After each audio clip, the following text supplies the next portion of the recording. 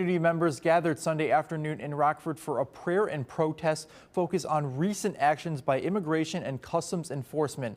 This comes a day after Alex Preddy was shot and killed by an ICE agent in Minneapolis. WIFR Shakar Rajendran shares reaction from protesters.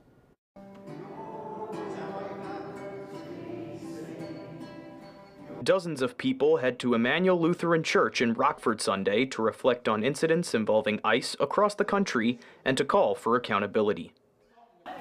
I think everybody is really concerned about a federal agency violating people's constitutional rights in Minneapolis, Chicago, and other parts of the country.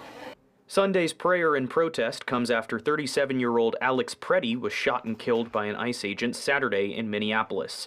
This is the third shooting involving an ICE agent in Minnesota's capital in January. Renee Good was shot and killed in early January, and a Venezuelan migrant was shot in the leg. People are afraid.